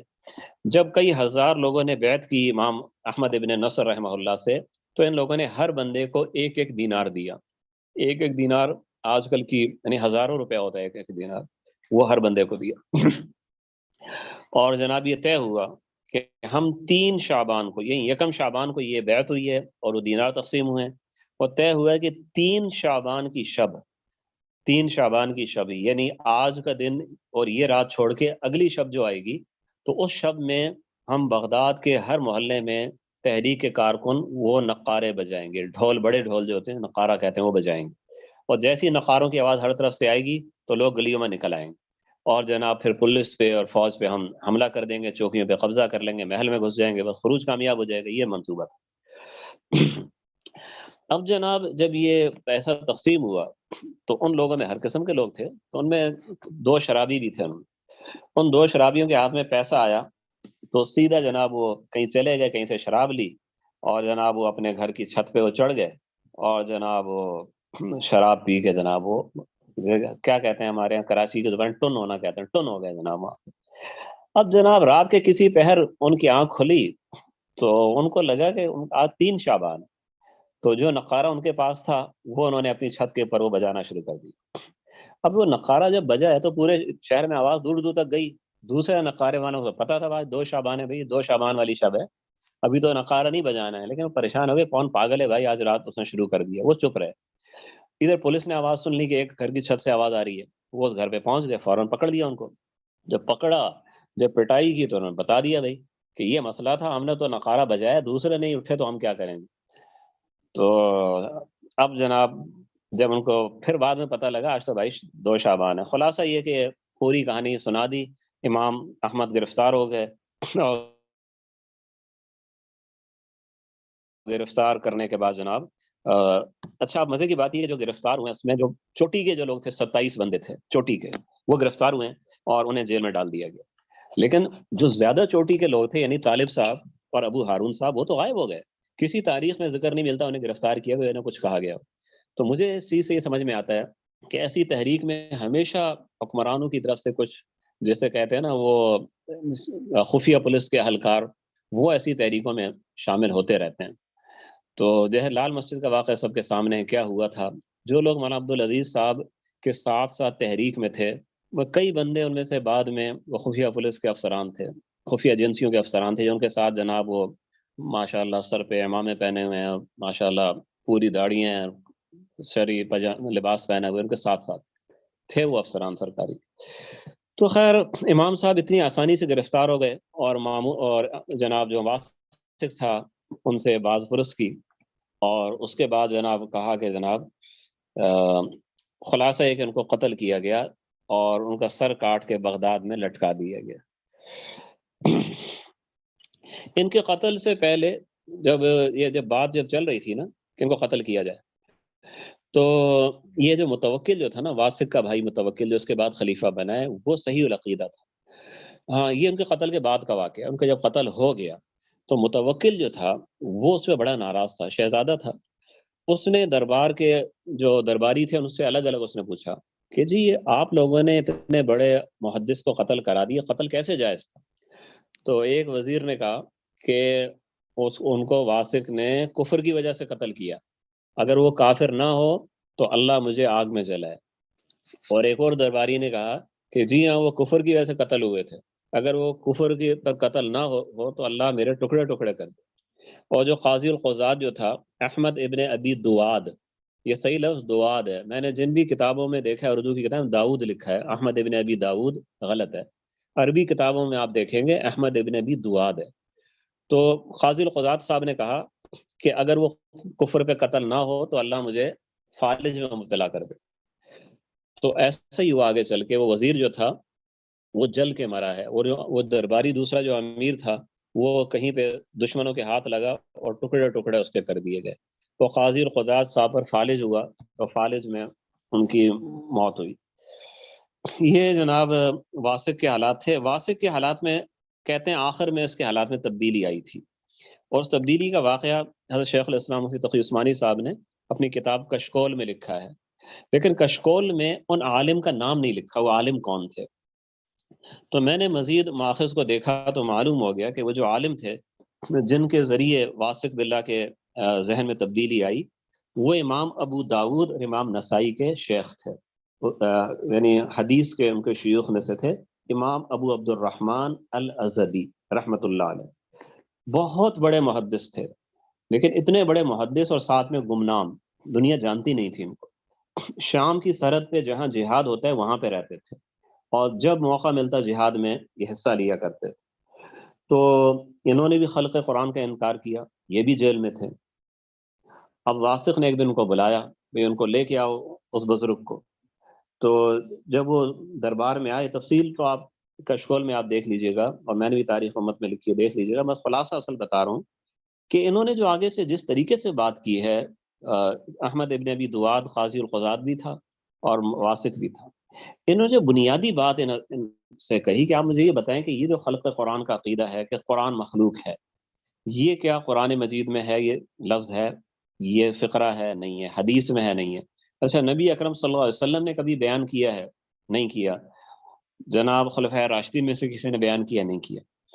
تو یہ پتہ لگ گیا کہ پہلے یہ بات بیان نہیں ہوئی۔ اچھا عقیدہ یہ ہے، انہوں نے کہا جی عقیدہ یہ ہے، اچھا بیان نہیں ہوا، اچھا بیان نہیں ہوا۔ تو انہوں نے کہا اچھا اب آپ یہ بتائیں کہ جس عقیدے کی بیان نہ کرنے کی گنجائش نبی اکرم صلی اللہ علیہ وسلم کو ہے، وہ ہمیں نہیں ہوگی، اور جس کی خلفۂ راشدین کو جس چیز کی اللہ نے گنجائش دی ہے، اسلام نے گنجائش دی ہے، وہ گنجائش ہمیں نہیں ہوگی۔ تو جو گنجائش صحابہ کرام کو تھی وہ گنجائش اگر ہمیں نہیں ہے تو پھر تو ہمارے لیے کوئی خیر کی بات ہی نہیں ہے۔ تو واسق نے کی بات تو آپ صحیح کہہ رہے ہیں کہ جس چیز کی دعوت جو ہے نا ان حضرات نے نہیں دی، نبی صلی اللہ علیہ وسلم نے دعوت نہیں دی، خلفۂ راشدین نے نہیں دی، تو ہمیں اس کی دعوت دینے کی کیا ضرورت ہے؟ اچھا پھر انہوں نے اگلی بات پوچھی کہ ان حضرات کو عقیدے کا علم تھا کہ نہیں؟ چلیں آپ کہتے ہیں یہ تو بات طے ہوگی، دعوت ان حضرات نے اس عقیدے کی نہیں دی ہے، یہ تو آپ سب مان گئے۔ اچھا یہ بتائیں اس عقیدے کا ان کو علم تھا کہ نہیں تھا؟ تو ان حضرات نے کہا کہ جی علم تو تھا ان کو۔ تو انہوں نے کہا اچھا علم تھا لیکن وہ خاموش رہے، اس عقیدے کی دعوت نہیں دی، ٹھیک ہے؟ تو اگر اس عقیدے کا آپ کو علم ہے اور آپ بھی خاموش رہیں تو کیا اچھا نہیں ہوگا؟ تو خلاصہ یہ کہ یہ بالکل لاجواب ہو گئے، اور اور پھر ہی انہوں نے یہ کہا کہ آپ یہ بتائیں کہ کوئی عقیدہ نبی صلی اللہ علیہ وسلم کو پتہ اور آپ تبلیغ نہ کریں، یہ کیسے ہو سکتا ہے؟ اللہ نے فرمایا یا ایھا الرسول بلغ ما انزل الیک من ربک، جو آپ کی طرف نازل ہوا آپ پہنچا دے، وَإِن لَّمْ تَفْعَلْ فَمَا بَلَّغْتَ رِسَالَتَهُ، اگر آپ نے ایسا نہیں کیا تو رسالت کا حق ادا نہیں کیا۔ تو اب آپ بتائیں کہ یہ عقیدہ ہے، عقیدہ تھا اور نبی صلی اللہ علیہ وسلم نے اس کی تبلیغ نہیں کی، یہ کیسے ہو سکتا ہے؟ تو خلاصہ یہ کہ یہ ہر لحاظ سے ان کو لاجواب کر دیا گیا، اور جناب کہتے ہیں آخر میں واسق جناب زار و قطار و رونے لگا، اور کئی عباسی شہزادے تھے وہاں بیٹھے ہوئے تھے، انہوں نے بعد میں بتایا کہ واسق نے بھی توبہ کر لی تھی اور ہم نے بھی اسی مجلس میں اس عقیدے سے توبہ کی تھی۔ تو یوں آپ یوں سمجھیں کہ جو معتزلہ کا جو زور تھا وہ کم ہونا شروع ہو گیا، اور پھر اگلے جو خلیفہ تھے اس کے بعد واسق کی کچھ عرصے بعد وفات ہو گئی، اس واقعے کے کچھ ہی عرصے بعد واسق کی وفات ہو گئی۔ اور اس کے بعد جناب المتوکل علی اللہ جو معتصم کا بیٹا تھا وہ خلیفہ ہوا، اور اس کا دور جو تھا وہ احیاء سنت کا دور تھا۔ انشاءاللہ اگلی نشست میں ہم اس پہ بات کریں گے۔